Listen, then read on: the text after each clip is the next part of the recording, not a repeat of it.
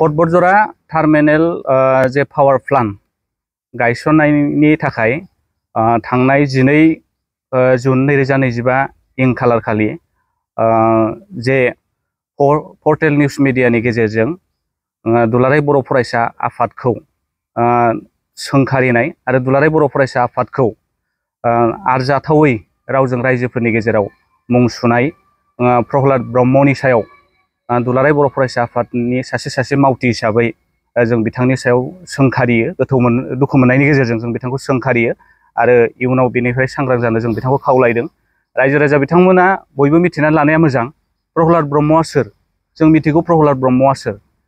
बिथाङा प्रहलाद ब्रह्म बायदि बिथाङा मोनसे समाव क'क्राझार जिल्ला दुलाराय बर' फरायसा आफादनि गाहाय नेहाथारिनि बिबानाव दङमोन। जाय गाहाय नेहाथारिनि बिबानाव थानाय समाव बिथाङा आयेन बेरेखा, समाज बेरेखा जे जुवा खेला होनाय, बे जुवा खेला होनाय जुवादारफोरनिफ्राय बिथाङा रां लानायनि थाखाय क'क्राझार जिल्ला दुलाराय बर' फरायसा आफादनि गाहाय नेहाथारि बिबाननिफ्राय बिथाङा एक्सपेल खालामजादोंमोन, बै प्रहलाद ब्रह्म। आरो जाय प्रहलाद बिथां, बे प्रहलाद बायदि बिथाङा बांसिन बाथ्रा बुंनानै पजिसन लानो सानग्रा प्रहलाद ब्रह्म।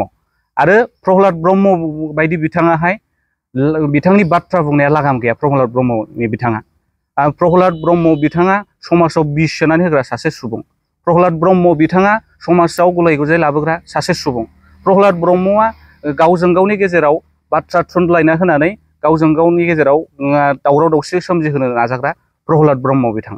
दा प्रहलाद ब्रह्म बिथाङा जों मिथिगौ, जाय प्रहलाद ब्रह्म बिथाङाहाय माखासे बोसोरनि सिगांहाय BPFनि सासे बिथाङा मावथिमोन। BPFनि मावथि समावहाय बिथाङा मा जादों, भारतनि गाहाय मन्त्रि बा अनारेबल प्राइम मिनिस्टार नरेन्द्र मदिखौ हिजराजों रुजुनाय आरो सारा बे हिजराजों रुजुनायनि दायाव आरो हिजरा माहारिखौनो बिथाङा लाजि फोनांनायनि दायाव बिथांखौ BPF हान्जानिफ्राय एक्सपेल खालामनाय जादोंमोन मोनसे समाव। जों बिथांखौ मिथिगौ।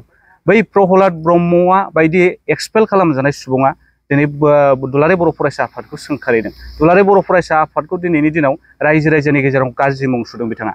दा बिथांखौ जोङो हुमखि होयो, बिथाङा बेनिफ्राय सांग्रां जानांगौ। रायजो राजा नोंथांमोना मिथिनानै ला, दिनै जों मोनसे बाथ्राखौ नोजोर होबाय थादों। जाय BPFनिफ्राय एक्सपेल खालामजानाय प्रहलाद ब्रह्म, बे प्रहलाद ब्रह्म बिथाङाहाय जे समाव BPFनि माखासे नेताफोरा बे जाथायनि सायाव पजिटिभ दिगजों बाथ्रा बुंगासिनो दं, बेबायदि समाव बेबायदि थासारियाव प्रहलाद ब्रह्मआ रायजोनि सिगाङाव थांनानै रायजोजों थांनानै अर सुनानै होनायनि बा गिहि लुनानै होनायनि मोनसे खामानिखौ मावगासिनो दङ। जाय प्रहलाद ब्रह्मआ एक्सपेल खालामजाबाय। दा जों बे समाव सोंनो सानो प्रहलाद ब्रह्म बिथांखौ, बा प्रहलाद ब्रह्मखौ माब्ला BPF पार्टि, पलिटिकेल पार्टिया माब्ला बिथांखौ BPFआव सोफिनखो? जाय प्रहलाद ब्रह्म एक्सपेल खालामजाखांनाय प्रहलाद ब्रह्मआ दिनै BPFनि स्टार केम्पेनार महरै केम्पेन खालामगासिनो दं। जायबायदि प्रहलाद ब्रह्मआ एक्सपेल खालामजानाय प्रहलाद ब्रह्मआ दिनैहाय स्टार केम्पेनार हिसाबै माखासे जाथावै जायगाफोराव बा माखासे पलिटिकेल एडभान्टेज लानो बिथाङा माहारि आफादफोरखौ सोंखारिनाय हाबाखौ मावगासिनो दङ। बे प्रहलाद ब्रह्मखौ माब्ला BPFआ सोनानै लाफिनखो राजनितिक हान्जायाव? आरो बिथाङा BPFनि गाहाय हाग्रामा महिलारि सारनि खोथाखौ मानिया नामा? ना बिथाङा BPFनि गाहाय हाग्रामा महिलारि सारनि गोजौआव नामा? ना बिथाङा BPF पार्टिनि सुप्रिम'मोन नामा? जायनि थाखाय BPFनि माखासे गागि दैदेनगिरिफोरा पजिटिभ दिगजों बाथ्रा बुंदोंब्लाबो प्रहलाद ब्रह्म बायदि बिथाङा दिनै दुलाराय बर' फरायसा आफादनि सायाव सोंखारिनाय, दुलाराय बर' फरायसा आफादखौ बांसावनाय बाथ्राखौ बुंबाय थादों।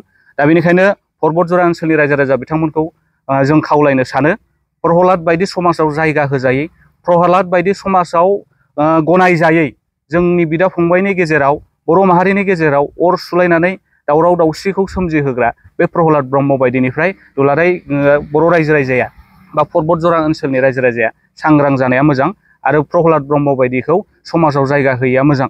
जों मिथिगौ प्रहलाद ब्रह्मआ जेराव थायो बेयाव दावराव दावसि जायो आरो प्रहलाद ब्रह्मआ सासे लाब गैयै, जेराव बे थागोन बे दावराव दावसिया जागोन। दा बिथांखौ जोङो सिगाङावबो मिथिबोदों, जिहेतु जों सिगाङाव मोनबोदों बिथांखौ, बिथांनि लिडारशिपखौ जों मोनबोदों, बेनिखायनो जों मिथिगौ। दा बेनिखायनो बे प्रहलाद ब्रह्मनिफ्राय जों सांग्रां जानांगौ आरो प्रहलाद ब्रह्मखौ जों जायगा होनो नाङा। दा बेनि थाखाय पर्ट बरजरा रायजोनि ओनसोलनि रायजो राजा बिथांमोनखौ जों खावलायदों। मालथि रानि नार्जारि बिथाङाहाय दुलाराय बर' फरायसा आफादनि जे आफादगिरि, बे बिथांमोनखौहाय दालाल आरो बड'फानि मुं लानो समाया होननाय बाथ्राखौ बा बाथ्रा बुंनायखौ जों नुनो मोनदों। जाय बाथ्राया लाजिथाव आरो सोंखारि जाथाव। जाय बाथ्राखौ बिथाङा बुंदों बे बाथ्राया लाजिथाव आरो सोंखारि जाथाव। मानोना दिनैनि दुलाराय बर' फरायसा आफादा बा दुलाराय बर' फरायसा आफादनि जे आफादगिरि बिथाङा बड'फा उपेन्द्रनाथ ब्रह्मनि सान्थौ आरो सानस्रि दुलाराय बर' माहारिखौ बुहुमाव गेरेमसा बर' माहारि हिसाबै गायसननायनि जे मोन्थोर थांखि, बे थांखिजोंनो दिनै दुलाराय बर' फरायसा आफादा खामानि मावगासिनो दङ आरो इयुनाव बर' हारि आरो समाजनि थाखाय खामानि मावलांबाय थागोन, बेयो रोखा। मालथि रानि नार्जारिखौ जों सासे बर' माहारिनि आइजो दैदेनगिरि हिसाबै मान होयो, सनमान होयो। नाथाय बिथांनि खुगानिफ्राय जों बेबायदि बाथ्राखौ माब्लाबाबो जोङो आसा खालामाखैमोन आरो बिथाङा सासे दैदेनगिरि जानानै मोनसे माहारि आफादखौ बा माहारि आफादनि दैदेनगिरिखौ दालाल, दालालि आरो बड'फा उपेन्द्रनाथ ब्रह्मनि मुंखौ लानो समाया बुंनाया जोंनि हारिनि थाखाय जोबोद लाजिथाव आरो सोंखारि जाथाव आरो बेबायदि बुंनायनिफ्राय बिथांमोना गोजानाव थानांगौ जों बेखौ खावलायो। दुलाराय बर' फरायसा आफादनि सासे मावथि महरै जों दिनै बे समाव खावलायदों जेन' बिथांमोना बेबायदि बाथ्राखौ पुनराय बा बुंफिनबावा आरो बेबायदि बाथ्राजों जेन' दुलाराय बर' फरायसा आफाद बायदि माहारि आफादखौ राजनितिकनि महरबो होनो नाजानानै बा गावसिनि राजखान्थि मुलाम्फानि थाखाय रायजो राजानि सिगाङाव नंखायै बाथ्राफोरखौ बांसावनानै होआ आरो दुलाराय बर' फरायसा आफादखौ जे खैफोदाव नारसोमहरनो खैसारि खालामनाय बेनिफ्राय बिथांमोना जानगाराव थानांगौ, बेखिनिखौनो खावलायनाय जाबाय। ब्रह्म बिथाङा बुंदों जे दुलाराय बर' फरायसा आफादा दालालि। दुलाराय बर' फरायसा आफादनि जे दैदेनगिरिफोर सोरबा जुदि फैयोबा बिथांमोनखौ हमनांगौ, बिथांमोनखौ खानानै दोननांगौ होननानै बिथाङा बुंदों। दा बे बाथ्रायाव जों बुंनो सानदों जाय दुलाराय बर' फरायसा आफादा बर' माहारिनि हारि थामोन्था जौगाथायनि थाखाय दिनै खामानि मावगासिनो दङ हर-हरनो, बेबायदि खामानि मावबाय थानाय दुलाराय बर' फरायसा आफादनि दैदेनगिरि बा दुलाराय बर' फरायसा आफादखौ दालालि बुंनाय, दुलाराय बर' फरायसा आफादनि दैदेनगिरिफोर फैयोबा बिथांमोनखौ रायजो राजाया खानानै दोननांगौ होननाय बे मोन्थायखौ बिथांनो सोर होखो? जों बुंनो सानो दिनैनि दिनाव दुलाराय बर' फरायसा आफादखौ बेबायदि बुंनायनिफ्राय बिथाङा जानगाराव थाखानांगोन आरो बिथाङा जुदि बेबायदि पुनराय बुंबावोबा बिथांनि सायाव गोख्रों राहा लागोन। आरो बे समाव आं रायजो राजा बिथांमोनखौ खावलायनो सानो, परबतझार ओनसोलनि रायजो राजा बिथांमोनखौहाय जाय व्यक्तिया एक्सपेल खालामजानाय, बारंबार एक्सपेल खालामजानाय, जाय व्यक्तिया समाजाव गुलाय गुजाय थासारि सोमजिहोयो, बै व्यक्ति बायदि मानसिखौसो दिनैनि दिनाव खानानै लाखिनायनि जोंहा गोनांथि दं आरो बेबायदि मानसिखौसो दिनै होस्रांनायनि गोनांथि दङ। रायजो राजा बिथांमोनखौ बेखिनि समाव खावलायदों बेबायदि जाय प्रहलाद बायदि एक्सपेल खालामजानाय बार बेबायदि व्यक्तिखौ जोङो समाजाव जायगा होनाङा, होख्रां हरनांगौ आरो बिथांमोन बायदि व्यक्तिखौसो खानानै दोननांगौ। आं बेखिनिखौ बुंबाय।